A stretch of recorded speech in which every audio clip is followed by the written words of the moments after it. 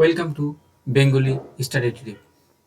আজকে আমরা RRB group D previous paper 2018-তে যেসব কোশ্চিন কেমিস্ট্রি থেকে যেসব কোশ্চিন এসেছিল সেগুলো নিয়ে আলোচনা করব। এটি ভিডিওর দ্বিতীয় সেকেন্ড পার্ট। শুরু করা যাক। নিম্নে উল্লেখিত কোন কথাটি ব্যাপন সম্পর্কে সত্য নয়? ব্যাপন সম্পর্কে সত্য নয়। এর আগের দিন আমরা পড়েছিলাম যে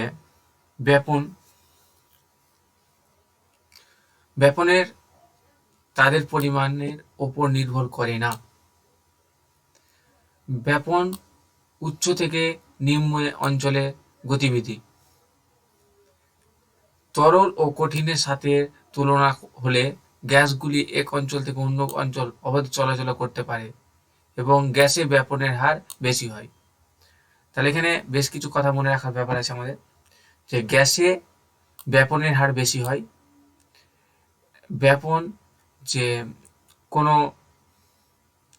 পরিমাণের ওপর নির্ভর করে না, ঠিক আছে।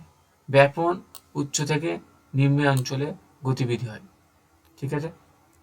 এবার দেখা যাক নিম্নে কোন সম্পর্কে ব্যাপন সম্পর্কে সত্য নয়। নিম্নে তো তরল ও কঠিনের তুলনায় গ্যাসে ব্যাপনের হার বেশি, কথাটা ঠিক।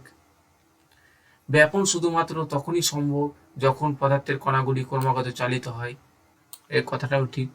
এখানে বলছে সত্য নয় হবে। হ্যাঁ, গ্যাসের ব্যাপনের হার তাদের আয়তনের উপর নির্ভর করে।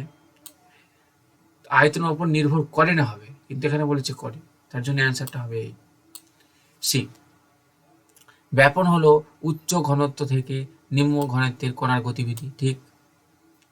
অতএব ব্যাপন সম্পর্কে এইসব পয়েন্টগুলো মনে রাখবে, পরীক্ষায় আসার চান্স আছে। নেক্সট, তাহলে এটার অ্যান্সার হলো সি। নেক্সট,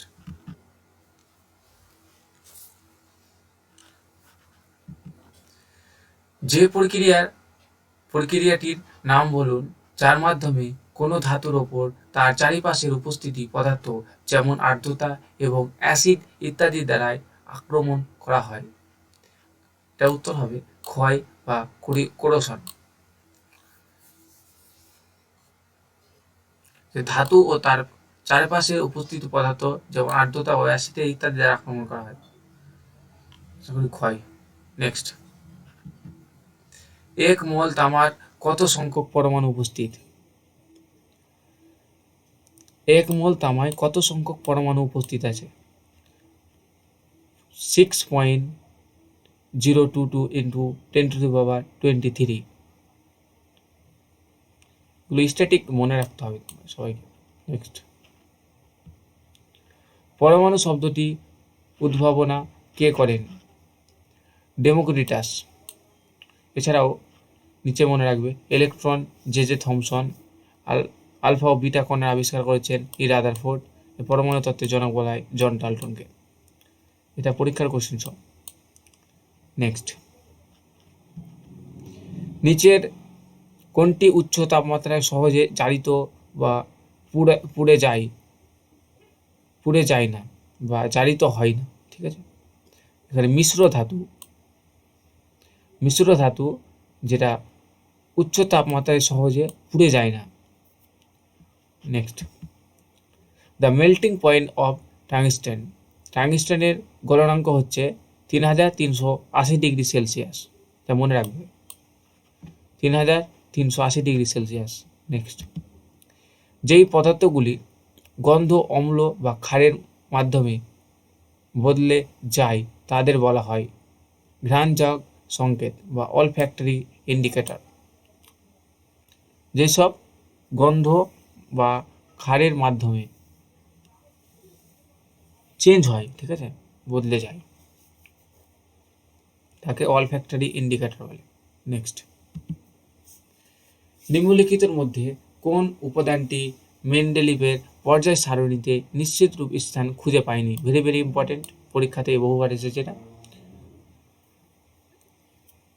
পর্যায় সারণীতে নিশ্চিত রূপে মানে একমাত্র হাইড্রোজেন, একমাত্র পরমাণু যেটি মেন্ডেলি পর্যায় সারণীতে নির্দিষ্ট স্থান খুঁজে পায়নি, এই জন্য একে 1 নম্বরে রাখা হয়েছে। কিন্তু অ্যাকচুয়ালি হাইড্রোজেনের সঠিক পজিশন এখনো বিজ্ঞানী খুঁজে বের করতে পারেনি। নেক্সট, লিউল্যান্ডের অষ্টকের নিয়মটি শুধুমাত্র লাগু হয় যে পর্যন্ত তা হলো, লিউল্যান্ডের অষ্টক নিয়মটি শুধুমাত্র লাগু হয় ক্যালসিয়াম পর্যন্ত। ঠিক আছে, আমরা দেখতে পাবো যে নিউল্যান্ডের ল অফ অক্টেভ, এটা নিউল্যান্ডের পিরিয়ডিক্যাল টেবিল আমরা বলতে পারি। নিউল্যান্ডের যে অক্টেভ রুলসটি একমাত্র এই ক্যালসিয়াম পর্যন্তই প্রযোজ্য হয়েছে, বাকিগুলো থেকে প্রযোজ্য হয়নি।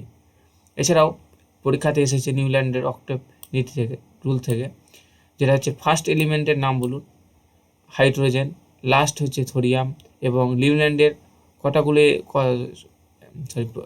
নিউল্যান্ডের পিরিয়ডিক্যাল টেবিলে কটা মোট টোটাল এলিমেন্টগুলি কটি রয়েছে, তার মধ্যে হচ্ছে 56টি। এগুলো একটু মনে রাখবে যে নিউল্যান্ডের নিয়মটি ক্যালসিয়াম পর্যন্ত লাগু হয়েছে, তার ফার্স্ট এলিমেন্ট হচ্ছে হাইড্রোজেন, লাস্ট এলিমেন্ট হচ্ছে থোরিয়াম, এবং টোটাল এলিমেন্ট হচ্ছে 56 নেক্সট, নিম্নলিখিত ধাতুর মধ্যে কোনটি ঘরের স্বাভাবিক উষ্ণতায় তরলে পরিণত হয়? আমরা সবাই জানি এটা পারদ। স্বাভাবিক উষ্ণতায় তরলে পরিণত হয় ঘরে, হ্যাঁ, পারদ। নেক্সট, যখন একটি ধাতুর জলের সাথে বিক্রিয়া করে তখন কোন গ্যাস উৎপন্ন করে? যখন একটা ধাতু একটা মেটাল নিলাম, তার জলের সাথে বিক্রিয়া করলে মেটাল অক্সাইড প্লাস হাইড্রোজেন, এখানে হচ্ছে কোন গ্যাস উৎপন্ন করে? এটা তো মেটাল একটা অক্সাইড, এখানে হাইড্রোজেন একটা গ্যাস, তাই জন্য হাইড্রোজেন আনসার হবে। হ্যাঁ, মেটাল অক্সাইড প্লাস জল যদি মিশ্রণ হয় তাহলে মেটাল হাইড্রো অক্সাইড উৎপন্ন হয়, মনে রাখবে। নেক্সট, আয়রন 3 অক্সাইডের রাসায়নিক সূত্রটি হলো, যখন আমরা আয়রন অক্সাইডের সূত্র, এই আয়রন 3 মাঝখানে দিবে Fe2O3 হবে, হ্যাঁ, আর যখন আয়রন 2 মাঝখানে 2 দেবে তখন FeO, মনে রাখবে, পরীক্ষাতে এসেছে question. Next, silicon, phosphorus, germanium এবং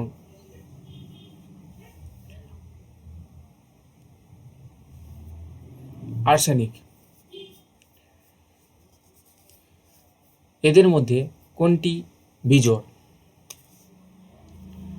তো আমরা দেখতে পাচ্ছি অপশনগুলোর মধ্যে যে সিলিকন, আর্সেনিক, ফসফরাস এবং জার্মানিয়াম। তো সিলিকন, আর্সেনিক এবং জার্মানিয়াম এরা হলেন উপধাতু, এবং একমাত্র ফসফরাসই হচ্ছে একটি অধাতু, তার জন্য ফসফরাস অ্যান্সার। নেক্সট, 35, 53, 85 নম্বর পারমাণবিক সংখ্যার মৌলগুলি হলো, আমরা জানি ফুলের কড়াই বাড়ি আনছে অষ্টমী, এই ট্রিকের মাধ্যমে হ্যালোজেন মৌলগুলোর নাম মনে রাখার চেষ্টা করেছিলাম।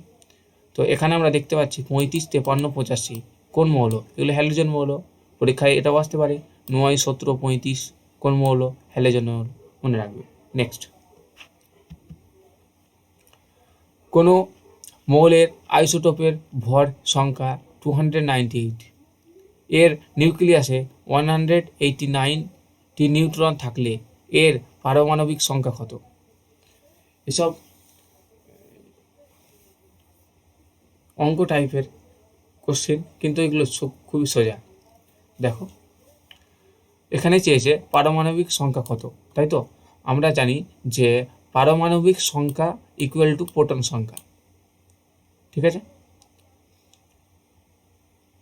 আমরা জানি যে কোনো একটা মৌলে, যেমন এই অক্সিজেনে এই অক্সিজেন পিরিয়ডিক টেবিলে 8 নম্বর পজিশনে আছে। ঠিক আছে, এবং এর অ্যাটমিক মাস হচ্ছে ডবল করে, সাধারণত আমরা ডবল হিসাব ভেবে নিয়ে করি, হ্যাঁ, 16 কাছাকাছি, 16 ডবল করি। হ্যাঁ, তো এখানে আমরা দেখতে পাচ্ছি যে মাস নম্বর হয় নিউট্রন প্লাস প্রোটন সংখ্যা নিয়ে, হ্যাঁ, ভর সংখ্যা যেটাকে আমরা বলি, ভর সংখ্যা হয় প্রোটন প্লাস নিউট্রন সংখ্যা নিয়ে। হ্যাঁ, তো প্রোটন সংখ্যা প্লাস নিউট্রন সংখ্যা ইকুয়াল টু ভর সংখ্যা। এখানে ভর সংখ্যা দেওয়া হয়েছে, তার মানে নিউক্লিয়াসের সংখ্যা বা নিউট্রনের সংখ্যা দেওয়া আছে। নিউট্রনের সংখ্যা আমরা দেখতে পাচ্ছি 189, তাহলে 298 মাইনাস 189 সমান হচ্ছে প্রোটন সংখ্যা। এখানে চেয়েছে আমাদের পারমাণবিক সংখ্যা।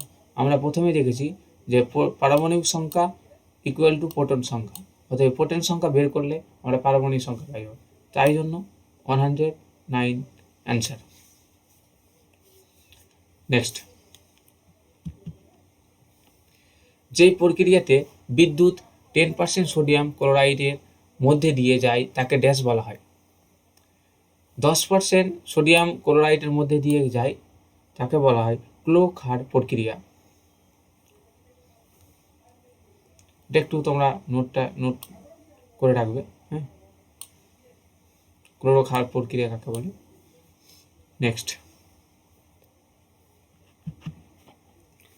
বহির্তম কক্ষপথে একটি ইলেকট্রন রয়েছে এমন 3টি মৌলের নাম বলুন। তাহলে বহির্তম কক্ষপথে একটি একক ইলেকট্রন রয়েছে, মানে একমাত্র একটি ইলেকট্রন রয়েছে। হ্যাঁ, আমরা পিরিয়ডিক টেবিলে প্রথম গ্রুপে সমস্ত মৌলের বহির্তম কক্ষপথে একটি মাত্র ইলেকট্রন রয়েছে। এগুলোর নাম মনে রাখতে হবে। হ্যাঁ, হাইড্রোজেন, লিথিয়াম, সোডিয়াম, পটাশিয়াম, এইসব। তো এখানে পরীক্ষায় এসেছিল লিথিয়াম, সোডিয়াম, পটাশিয়াম, তার জন্য আমরা অপশন লিথিয়াম, সোডিয়াম, পটাশিয়াম। কিন্তু আমরা মনে রাখবো যে পিরিয়ডিক টেবিলে ফার্স্ট নম্বর গ্রুপে যেগুলো আছে না, সবকটি একটি ইলেকট্রন থাকে বহির্তম কক্ষপথে। পরীক্ষাতে এর মধ্যে নিচেরগুলো আসতে পারে। হ্যাঁ, নেক্সট,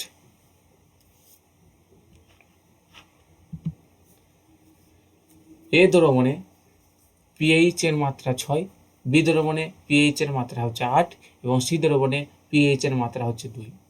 কোন দ্রবণে হাইড্রোজেন আয়নের ঘনত্ব সবচাইতে বেশি? আমরা এর আগের দিন পড়েছিলাম যে হাইড্রোজেন আয়নের ঘনত্ব সব থেকে সেখানেই বেশি হবে যেখানে পিএইচ এর মাত্রা সব থেকে কম হবে। তাহলে এই সলিউশনের মধ্যে আমরা দেখতে পাচ্ছি যে পিএইচ এর মাত্রা একমাত্র সি সলিউশনে কম আছে। দেখো, এখানে 2, এখানে 8 আর এখানে 6। তো যেখানে কম সেটা উত্তর। এটা 2 সি সলিউশন উত্তর। নেক্সট, জীবাশ্ম জ্বালানি দহনে কার্বন, নাইট্রোজেন এবং সালফার যে অক্সাইড নির্গত হয় তা হলো অম্লিক অক্সাইড। নেক্সট,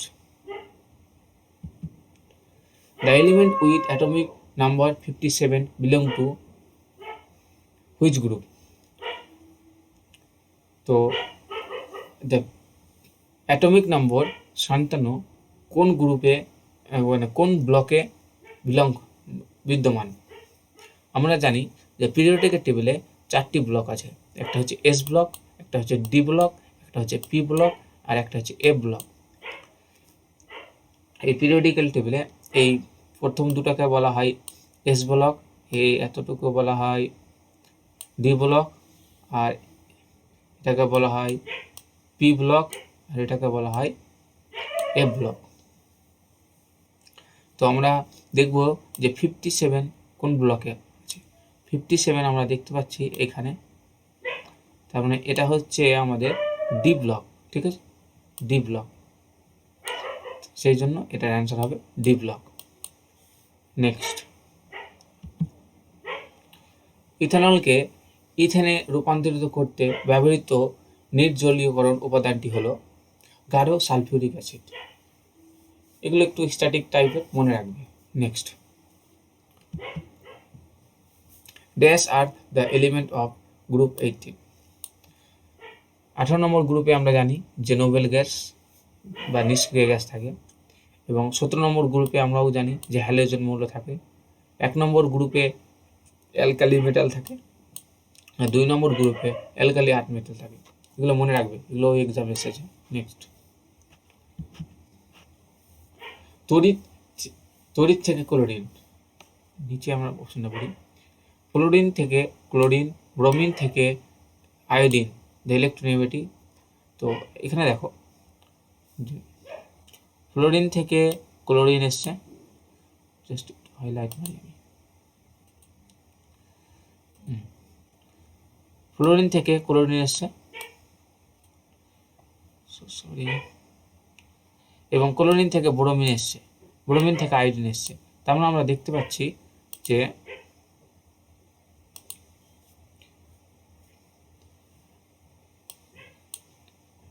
এই জিনিসটা আমরা নিচের দিকে আসছে, তাই তো, উপর থেকে নিচের দিকে আসছে। তাহলে যখনই আমরা দেখব উপর থেকে নিচের দিকে আসবে, তখন সেই জিনিসটা হবে ডিক্রিজ। আর যখনই আমরা দেখব নিচ থেকে উপর দিকে যাবে, তখন হবে জিনিসটা ইনক্রিজ। ঠিক আছে। এছাড়াও বাম দিক থেকে ডান দিকে গেলে জিনিসটা হবে ইনক্রিজ। দেখো পাশে তীর চিহ্ন দিয়ে দেওয়া আছে, তোমরা দেখে নিতে পারো, মনে রাখবে, পরীক্ষায় কোশ্চেন আসবে এখান থেকে। নেক্সট, এটার অ্যান্সার হলো ডিক্রিজ, হ্রাস। নেক্সট, ড্যাশ হলো ইথানিল অ্যাসিডের একটি সাধারণ নাম। The common name of ethanol acid, acetic acid. Acetic অ্যাসিডের ফর্মুলা হচ্ছে CH3COOH। Next, magnesium has an atomic number 12, find out it's valency. মানে যোজ্যতা চেয়েছে, ম্যাগনেসিয়ামের অ্যাটমিক নাম্বার হচ্ছে 12। তা আমরা জানি ম্যাগনেসিয়াম 12 নম্বরে আছে পিরিয়ডিক্যাল টেবিলে। এর ভ্যালেন্সি বের করতে হবে। ভ্যালেন্সি বের করতে গেলে আমরা ডুপ্লেট এবং octet, duplet and octet rules follow করবো। হ্যাঁ, ডুপ্লেট অ্যান্ড অক্টেট। ডুপ্লেট মানে হচ্ছে 2, অক্টেট মানে হচ্ছে 8। হ্যাঁ, অক্টেট মানে 8। তো ডুপ্লেট প্রথমে 2, তারপর আমরা 8, তাহলে টোটাল হলো 10। আমরা দেখতে পাচ্ছি এখানে 12 আছে, তার মানে বাঁচলো কটা? 2। এই 2 হচ্ছে ভ্যালেন্সি বা যোজ্যতা। নেক্সট, পদার্থের কণাগুলির মধ্যে আকর্ষণ শক্তি ড্যাশ সর্বাধিক। পদার্থ কণাগুলির মধ্যে সব থেকে সর্বাধিক আকর্ষণ শক্তি থাকবে অ্যালকোহল, একটি কপার রডে, আর ওয়াটার আর এয়ার। তো আমরা সবাই জানি যে আকর্ষণ শক্তি সব থেকে বেশি কপার রডে। নেক্সট,